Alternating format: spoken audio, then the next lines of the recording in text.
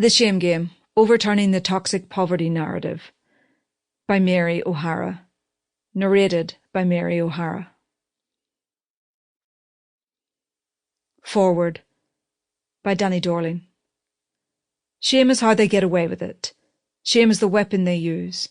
Shame is the weapon you use on yourself that makes you feel so useless. And those who are shamed most often and most deeply, made to feel ashamed for so much of their life, are the poorest among us. When others say that they are disappointed in you, they are trying to inflict shame on you. They are attempting to make you contrite and silent, to force shame upon you.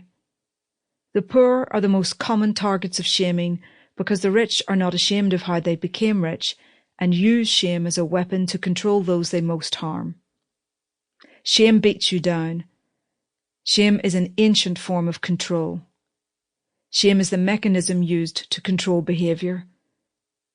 Most of us are capable of feeling shame for our own actions without anyone else having to shame us. However, those who play the specific and cruel shame game outlined in this book, a public and prolific shaming that targets the poorest among us, and a mechanism that has been used with incredible effectiveness to keep the poor in their place, are rarely ever ashamed of themselves. In this book, Mary O'Hara shows why the shame game being played out against poorer people in the US and the UK is so destructive and effective. She dissects how it works to help keep the poor through blaming and shaming.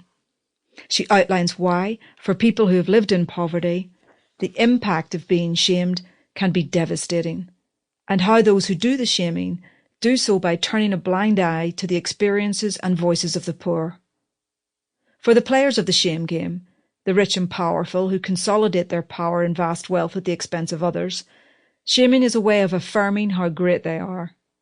And they constantly need to feed that affirmation.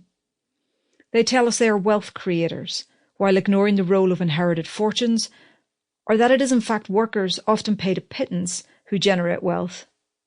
They claim they are successful because of their own talents and efforts, rather than having benefited from ever-growing social and economic inequities, divisions they created. Poverty is inflicted on millions in the US and the UK, and especially on the young, on women, on people who are differently abled or labelled as belonging to a lower race or class. But to inflict poverty on huge numbers of people in an affluent nation state is far from easy. It takes hard work. Those who play the shame game have to work tirelessly to maintain their fabricated mantra. Sample complete. Ready to continue?